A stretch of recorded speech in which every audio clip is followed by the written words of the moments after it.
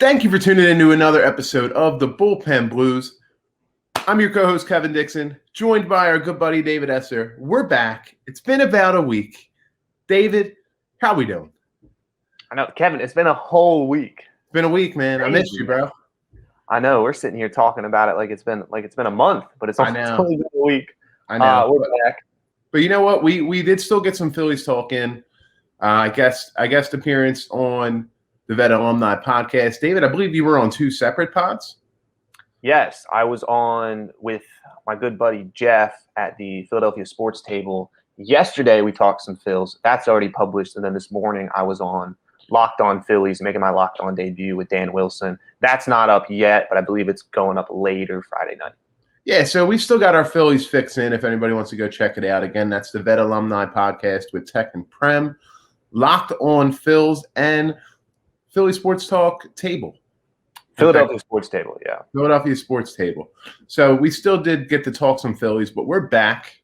The Phillies are 5-2 since our last episode. Maybe it's us, David. You know, we step away and they go on one of their best runs of the season. Yeah, maybe we should stop. We should just quit because they looked real good against Atlanta. They looked even better against New York. Most recently against the Dodgers wasn't the greatest of stretches. Obviously, playing at Dodger Stadium for the Phillies has been a problem as of late. The Dodgers are still one of the best teams in baseball, regardless of whatever injuries they're facing. But the good news, Kevin, they didn't get swept. Zach Wheeler did his thing. He outdueled Clayton Kershaw on Wednesday. So I think based off that last week, it could have gone better. Could have gone a whole lot worse. I will definitely take kind of where we're at. We're back at 500. Big series up ahead against San Francisco, and then it's just about taking care of business. Yeah, and we go into San Fran tonight. I don't know, man. Like, they just keep making me look like a fool, but I'm just still not sold on this Giants team. I'm not particularly sold on the Giants just because I do think at some point who's going to carry that team when things start to get tough.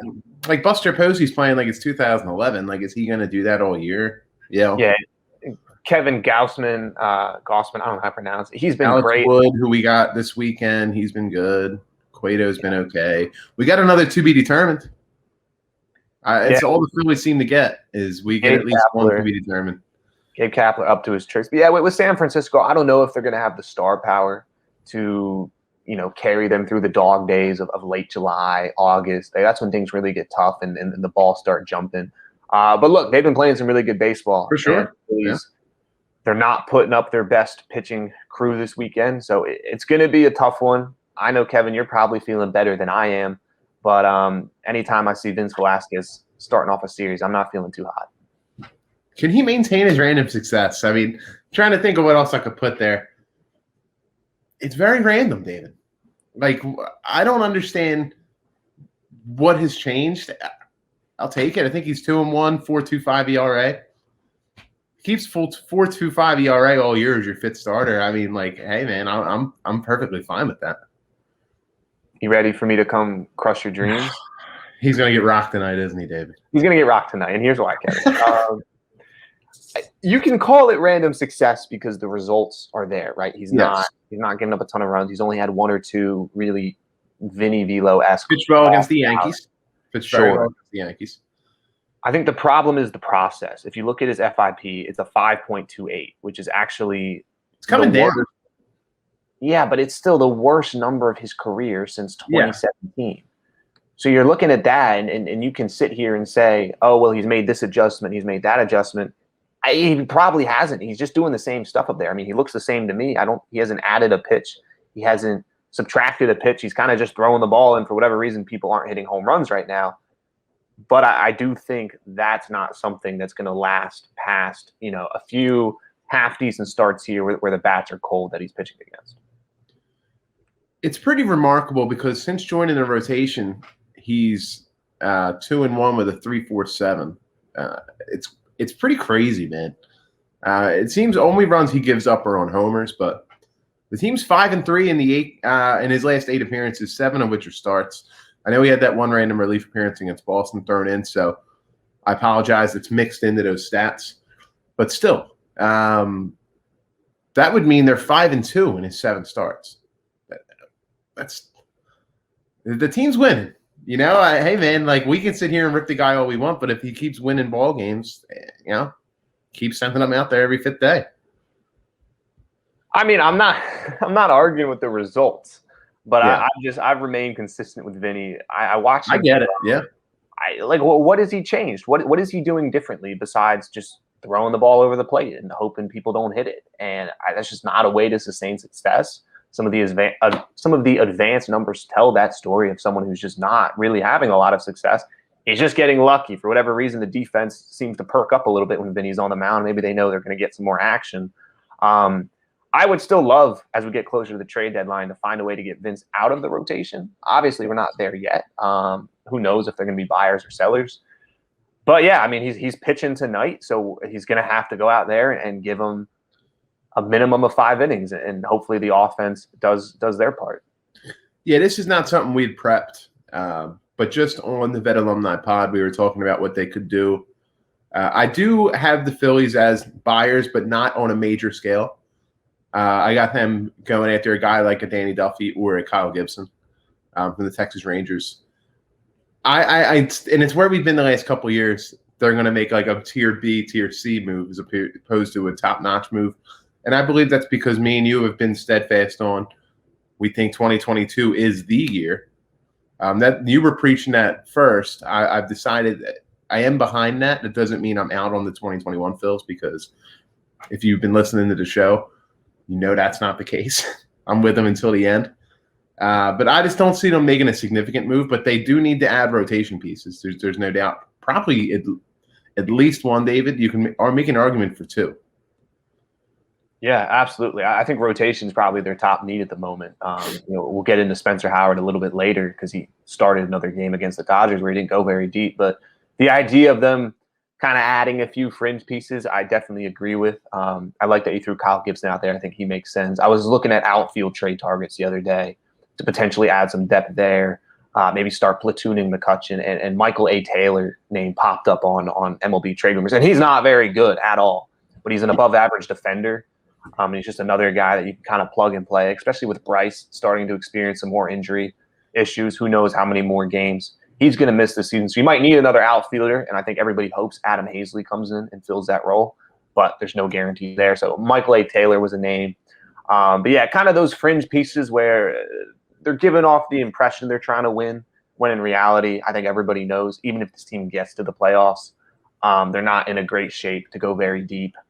And that's getting way ahead. I mean, there's still multiple games out of first place at the moment, but definitely agree there that the rotation as currently constructed, you probably need 2 more arms there.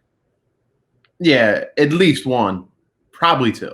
That's how I would look at it. You can probably get away with adding 1 and just trying to make it work the rest of the way. As I'm running the standings here across the bottom, they're currently 4.5 games out. Look, the New York Mets have been on fire.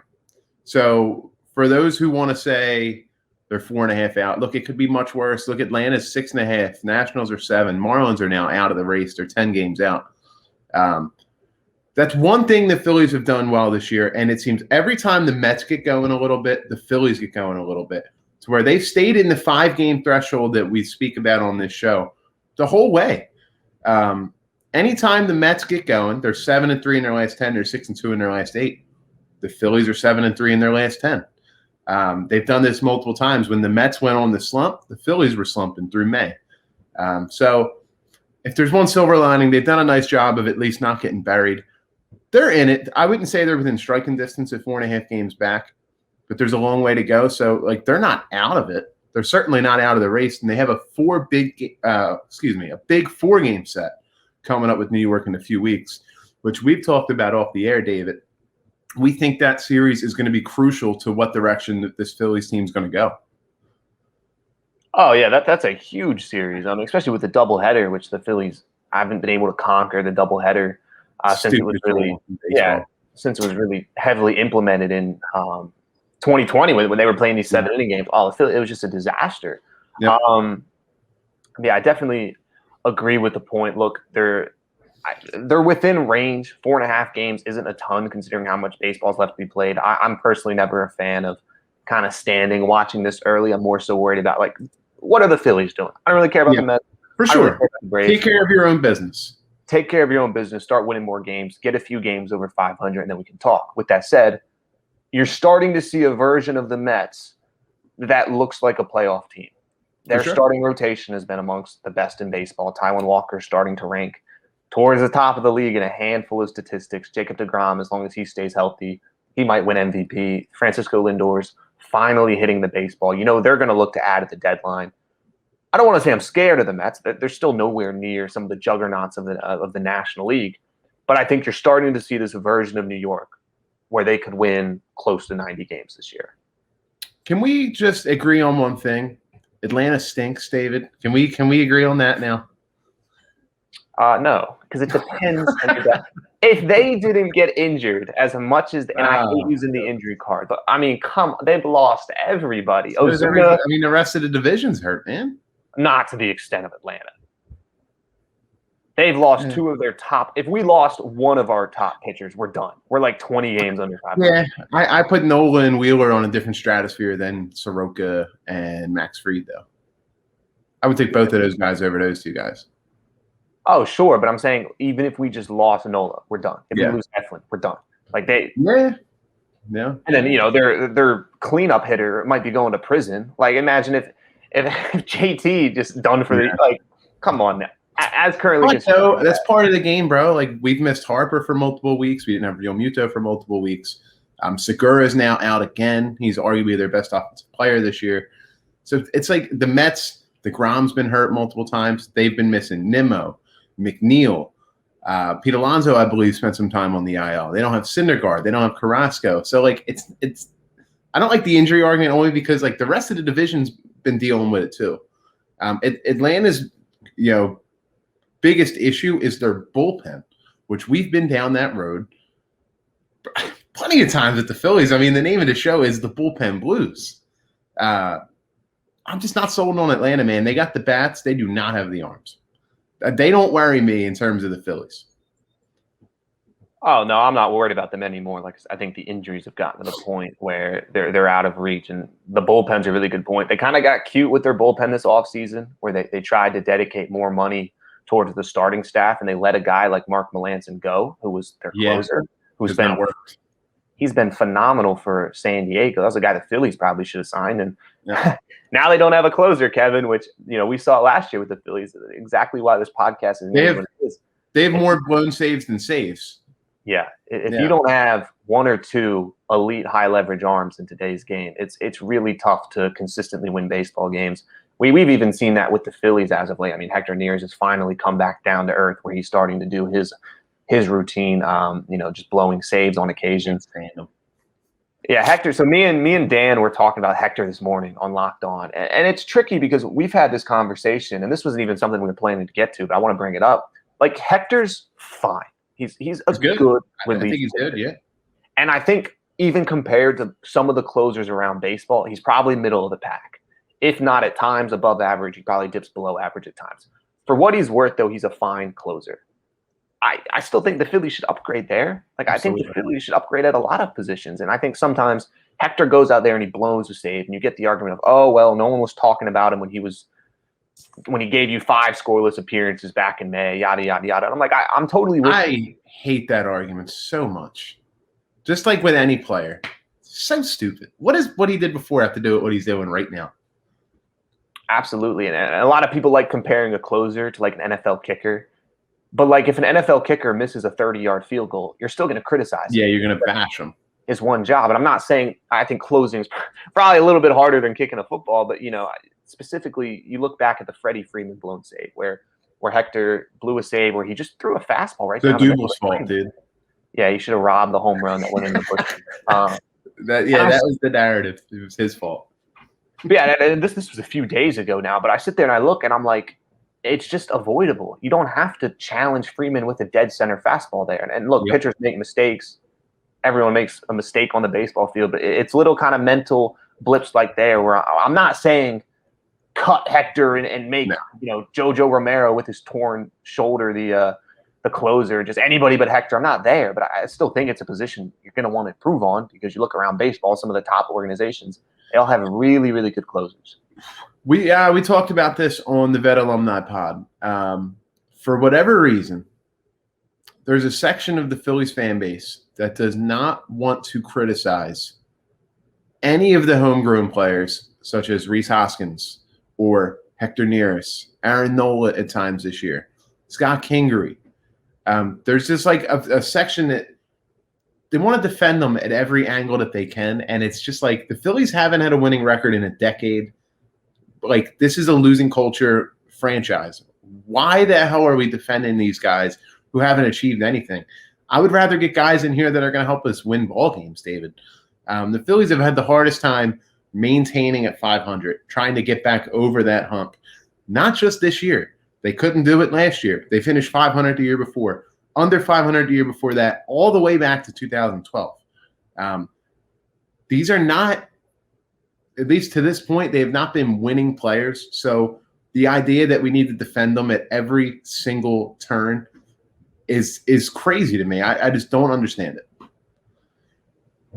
Yeah, no, I'm going to kind of call someone out on Twitter. I'm not going to name drop it, but I saw a tweet about a week ago, and it was about Hector. And look, like I said, I think Hector's a fine relief pitcher for what he is. But the argument this individual was making was that the Phillies should extend Hector Neris because he's one of the longest tenured players on the team, because he played with Cole Hamels, and he knew Jimmy Rollins, and he knew Ryan Howard. And I'm sitting, and I'm like, what?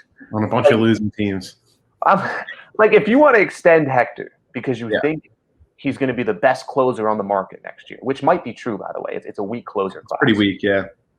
That's fine. I'll listen to that argument because his numbers are comparable to average closers around baseball. But we're not extending guys because we like them. That's not a good way to run a baseball team. And I think you're right. We've gotten to this point where they keep bringing back the same guys, and they keep kind of running it back with the same core. And for whatever reason, it's not working. We're going to talk about Rhys Hoskins in a second. We talked about Vince Velasquez, where it's still not totally clicking with him. Zach Eflin, bless his heart, he's finally figured it out. That's awesome to see. Scott Kingery, Adam Hazley, these guys are not contributing. Again, buying your way out of an issue isn't always the best way to run a baseball team either, but I think we've kind of burned all our assets with this core, where it's like this core is just not really going to work. I mean, could you imagine this core of teams? We're not adding anybody, just the team we got now, trying to take on the Astros in a 7-game series, Kevin. Trying to take on they would lose 4-1 probably at best. It wouldn't be pretty. So I'm with you. I'm on board with rooting for guys. I love rooting for guys. I love being a fan of players. Look, Rhys Hoskins get a home run the other night, and I was like, yes, Rhys, get out of that slump. But in the same moment, I'm allowed to look at it objectively and say, these guys have not produced results at all. Yeah, and that kind of is going to bring us to where we're going to get to next, because we wanted to talk about this, and it goes right in line with what we're talking about, because Rhys Hoskins hit that home run and everyone's like, see, he's fine. He just hit a home run. Well, I got news for those people. Rhys Hoskins is 1 for his last 38. It's a home run. That's awesome. He's 1 for his last 38. I think he had the 7th longest stretch of hitless at bats in team history. I don't care that he hit a home run. He's 1 for his last 38. The home run, yeah, that's great. It doesn't make up for the other 37 outs that he's produced in this stretch. It kind of just brings us right into that. What are your thoughts, David? Yeah, and I tweeted out after the first Dodgers game where they lost, and it was a game that Spencer Howard and Bailey Falter and Connor Brogdon all pitched in, a bunch of kids. And they Kevin, I thought the 3 of them did a very good job. They held the Dodgers to 3 runs, and the Phillies lost. And Rhys Hoskins left, I want to say, 4 runners on base. And I tweeted out, I was like, it's insane to me that we've gotten to the point that we'd rather criticize Spencer Howard making his 10th career start for a loss as opposed to your 5th-year veteran first baseman who's playing for an extension. And people freaked out, and they're like, oh, how dare you talk about Hoskins? People have slumps. And I'm like, look, I get it. People have slumps. Bryce Harper, probably my favorite player in the game right now. He goes through brutal slumps himself. I think the problem with Rhys is that his slumps are so bad, Kevin, that it takes his value way down. I want to pull up. These are numbers I've referenced before because I tweeted out at the beginning of the season that Rhys Hoskins tends to float in that kind of average to below average range, and then he hit a couple home runs, and people started quote tweeting me to hell. But right now, Rhys Hoskins ranks 16th amongst qualified first basemen in terms of WAR. Okay, he's at a 0.8 according to Fangraphs. Kevin, that has him as a below average first baseman. I mean, the eye test doesn't lie either, David. And just watching the guy. I get liking him. I mean, he's got a big swing. When he hits a home run, they go pretty far. But, I mean, we're, 60-plus games into the season, and he's still sat in this kind of – We're in his fifth year in the majors? Yeah, like when are we going to see him ascend into that top 10 or even that top 5 status? I mean, first base is such a valuable position, and it's become one of our weakest offensive, weakest points of the offense thus far. I'm not expecting it to happen, David. I'm just not. And look, he's a power hitter, so that's fine. He walks. It's great. My biggest issue is, and it's something that you've referenced multiple times, he's a guy who just can't do a job. His situational hitting might be the worst on the entire roster. I don't have it in front of me. I was hoping you did, but you might not. His average with runners in scoring position is just atrocious.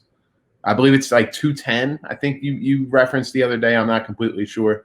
I also would like to know, and it's something that I should have done more research into before we hopped on, so it's my fault. But I would love to see what his percentage of getting the run home from third with less than 2 outs, because all he does is pop up. Every single time he's up there, he just pops the ball up, strands the guy on. Now it's up to the next guy. His ability to, as you like to say, do a job is not very good. No, it's not. I pulled up the numbers real quick. His batting average with runners in scoring position this year is – this might actually be his career. Wait. Oh, boy. Wait. No, it's 2021. Okay. We're back. Batting average with runners in scoring position is 219. Okay, he's got a 608 OPS. His batting average with men on base is a 191. And then his batting average with a runner on third and less than 2 outs is a .077. And he only has 2 RBIs in that situation. Yeah, I knew it was bad. Across 15 plate appearances. So he's essentially had 15 opportunities. He's only driven got the guy in twice. Exactly. Thank you for solidifying everything I just said in the last minute. He cannot do a job. He's probably the worst situational hitter on the roster, bar none. Well, and a lot of it goes back to something we were talking about like a month ago, where it's like you see players alter their stance when they get down to 2 strikes or they get to a position where they have to do a job. Bryce Harper, when he was in his crazy hot streak to start the year, he was doing it so well. Juan Soto is someone. I love the way he approaches at-bats. And Kevin, Rhys Hoskins, I know we're really harping on the guy right now, but it's the same swing every time. It's this huge uppercut. I want to put this thing 500 feet. And like I said, when he gets a hold of one, it's a bomb. He took Kershaw deep the other night. That's all they needed to win the ball game. I loved it. But you're right. When we get to these situations where there's 1 out and there's a man on third, I'm like, Rhys, I don't need a home run. I just need the ball in center field, and the guy will score. And you'll get an RBI, and we'll all praise you for doing a job. And I don't know what's not clicking there, because he's been through multiple coaching regimes. He's been through multiple front office regimes. And for whatever reason, it's the same swing every single time. That is it's not funny, but that is funny. I knew it was bad, David. You're right. And all he does is pop up. That's all he does. You can tell when he's going right, too, because he'll poke the ball to the right side. Like, you can see it in his approach when he actually is confident and he can be able to be successful. I don't know what else to say. I don't know. Well, I think Rhys Hoskins. I'm going to pop it up one more time for the YouTube. One for his last 38. We're not allowed to criticize him, though. Yeah, we're not allowed to. Not yet. This is a conversation we're probably going to continue to have for the rest of the year. He's going to get hot again, and then people will talk about him like he's an all-star again. I mean, we talked about it like a week ago. We were like, he might need some all-star. Before he went 1 for 38. Then he went 1 for 38. But in the offseason, I'm sure they'll explore a potential trade, just knowing Dave Dombrowski. I don't think they'll do it anytime soon. And we'll have to revisit the conversation at the end of the season and kind of see where his numbers are lying. But at the moment, play Brad Miller more at first. I like Brad Miller. We want to see more Brad Miller. Well, speaking of Brad Miller, it's a good segue. We'll get off Reese here for a second. Gene Segura is going to miss some time. You got to bring him in, David, don't you? Yeah, that's my job on the show. He's probably been their best hitter this season, just overall. He's been fantastic. He's really made me eat my words. But he pulled his groin. And in the ninth inning with 1 out in a game that was over. That's the most frustrating thing. He was hustling.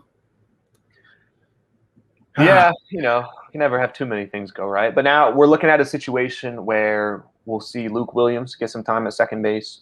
Nick Maton's back up. We'll see him get some time at second base. We'll hopefully see some more Brad Miller at second base. I always love when his bat's in the lineup. He's a major threat. Kevin, can these guys get it done, the three of them? Well, I want to say in terms of Gene, they said 3 weeks. I don't think you'll see him until after the All-Star break. Yeah, would you agree? I think that's probably where he would come back. At his age, with a groin pull, probably. Yeah. Don't rush it. We got a long way to go still. There's still just a little less than 100 games to go. Don't rush it. Unbelievable, by the way. Before I even answer that question, we have less than 100 games left, David. Unbelievable. But anyway, I'm excited to see Luke Williams a bit more. I'm going to be honest. I'm not that excited to see more Nick Maton. I think he was 1 for his last 20. He was up here. And the biggest issue I had with Maton when he was going is he doesn't walk. So when he gets into those 1 for 20 stretches, he's no value to you because he doesn't even get on base. And I'm not trying to rip the guy. He was an exciting young player. He can hit.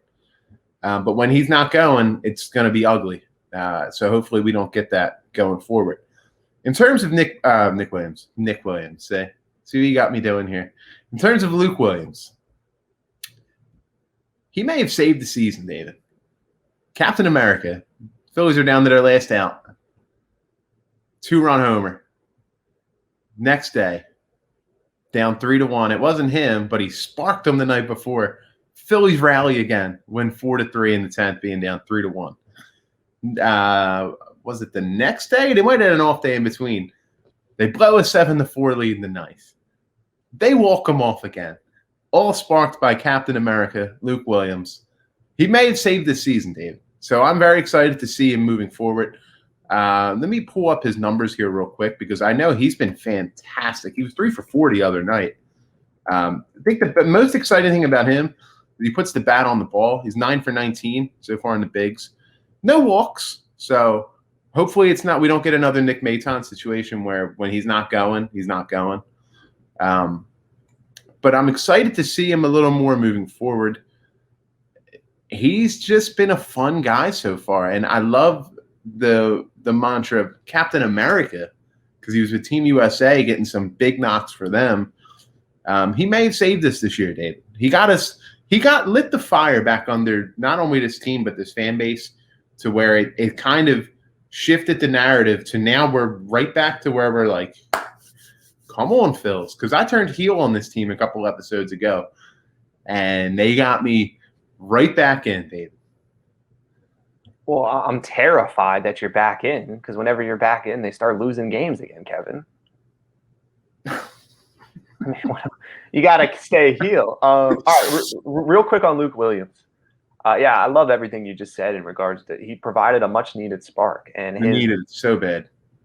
Yeah, and his Olympic numbers really have me excited because that's outside of the minor leagues. He's playing other international prospects he was still producing. My concern with Luke Williams is that we've kind of seen this before with Nick Maton, where a guy comes up, there's no scouting reports on him, nobody knows what he's doing, so pitchers are kind of just throwing him fastballs to see if he can hit them. And Nick Maton, as we saw for 2 weeks, was the hottest player on the Phillies, and then he cooled off big time. I hope that doesn't happen with Luke Williams. Do I think he's going to hit 400 for the rest of the year? Heck no. Nah, come on.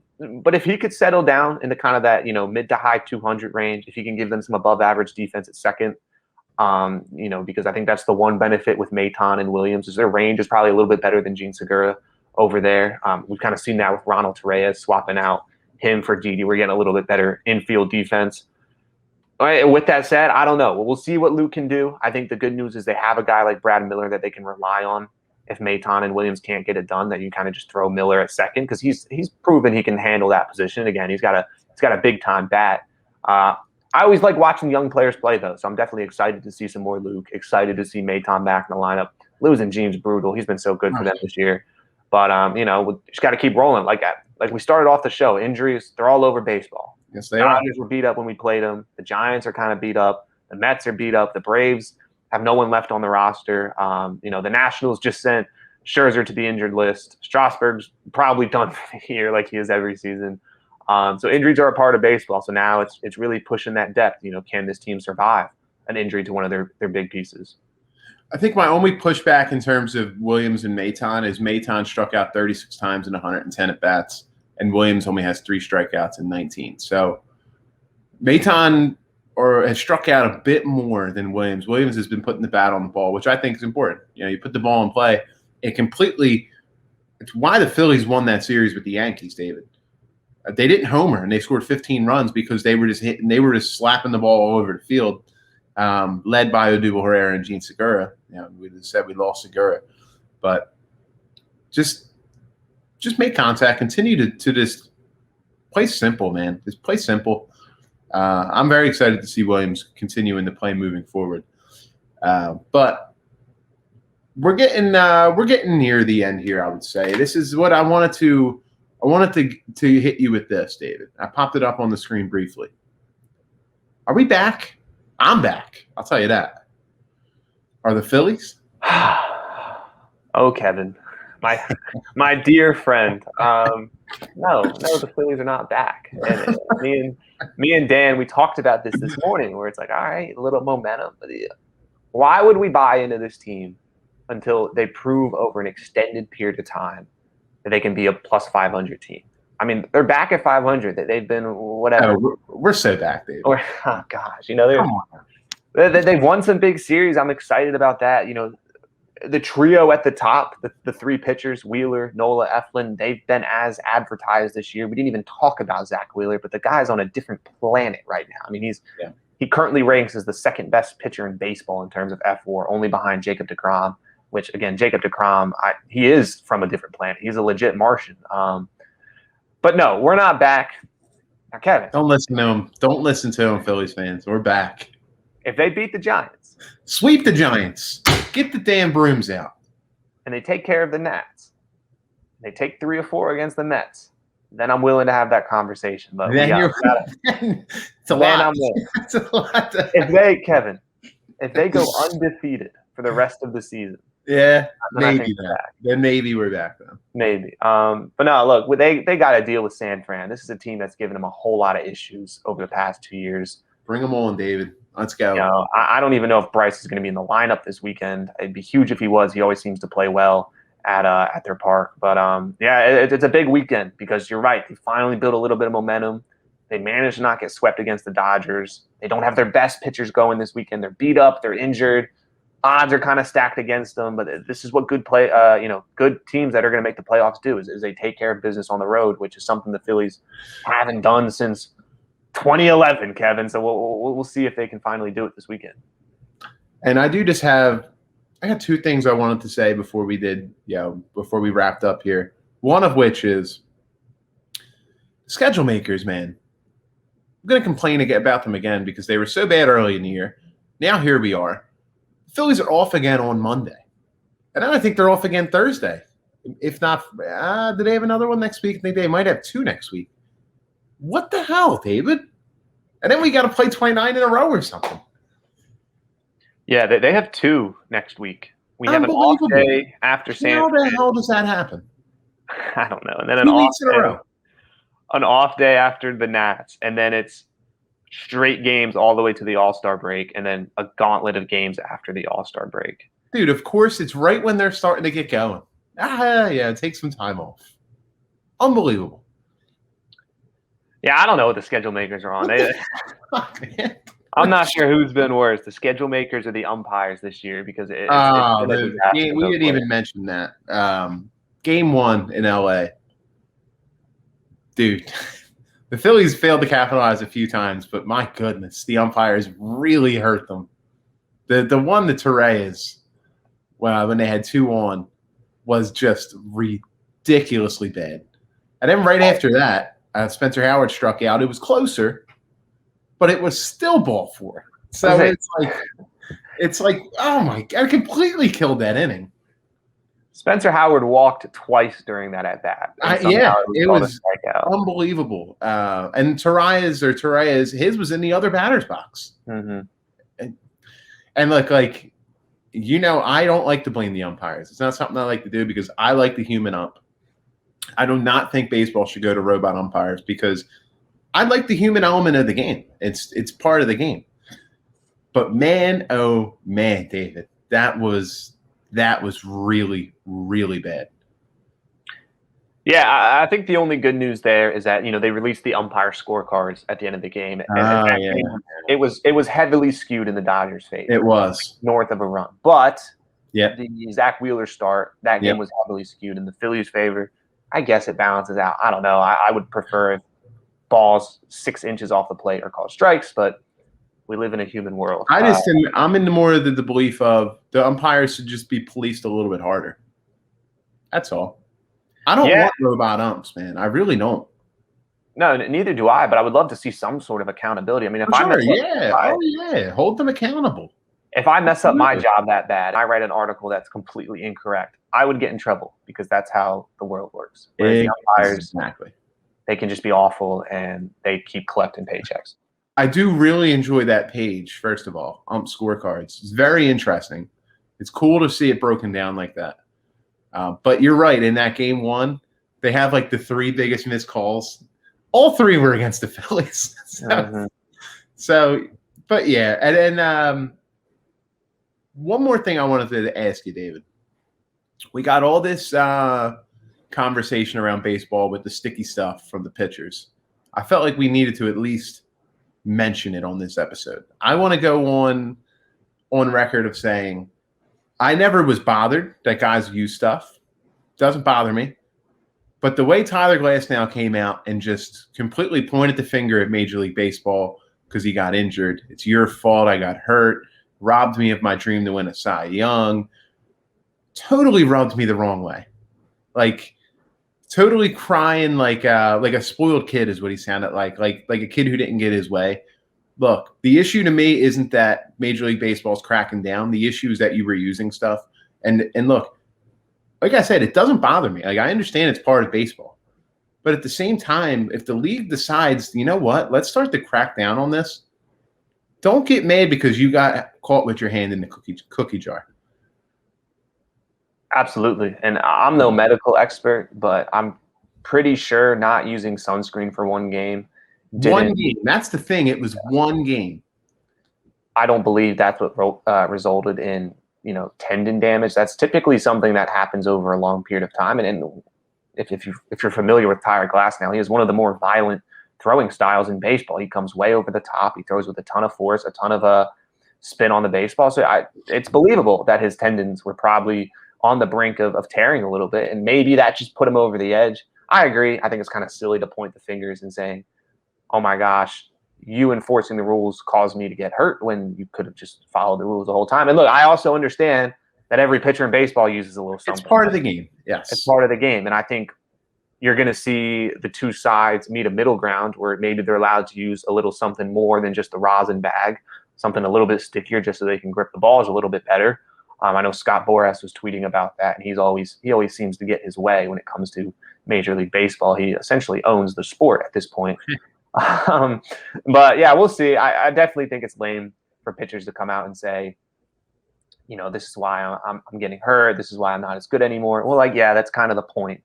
It's why the guys on the other side, the guys taking the swings aren't allowed to use performance enhancing drugs because it makes the game a tad unfair.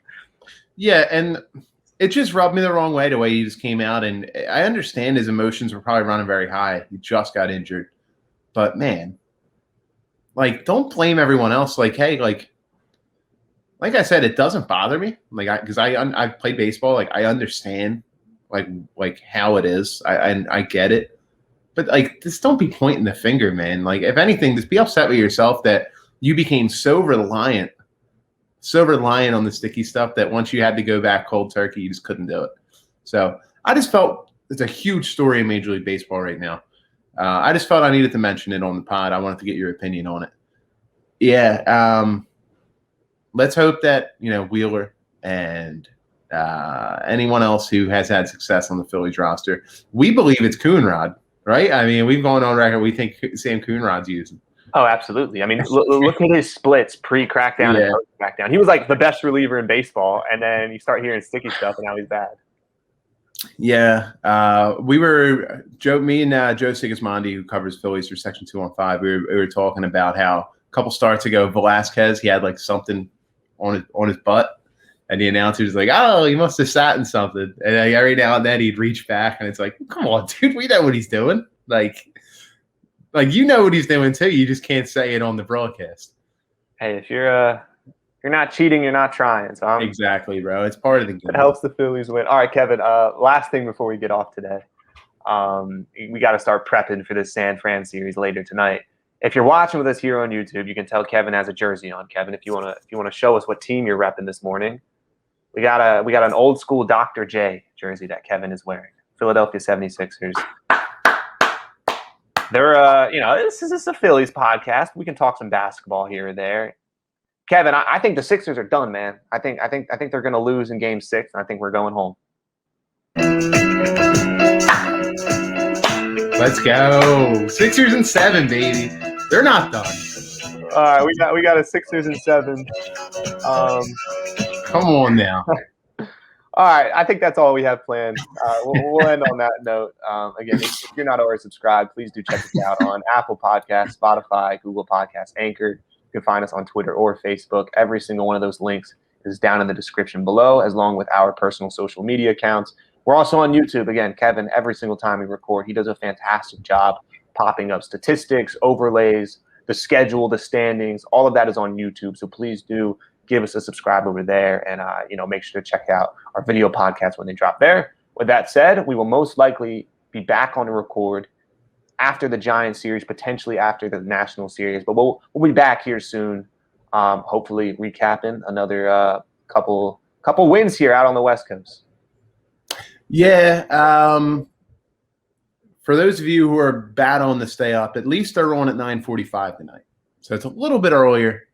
I still have to get up for work tomorrow at like 6:45. So I was getting yelled at the other night, had it on my phone in bed with no sound on. And it was like 1:00 in the morning. My girlfriend's like, "Will you turn that off?" I'm like, "Look, I'm not happy that they're still on either, but the Phillies are on." It's probably going to be another one of those nights. For those who don't know, I live in Houston. I'm living in Houston at the moment. The best part here is I'm on Central Time. So everything's an hour earlier. So the Phils are playing at 8:45 tonight, which is fantastic. All right, before we get too off topic, with that said, we are the Bullpen Blues podcast, and we will talk to you all in a couple of days. Go Phils.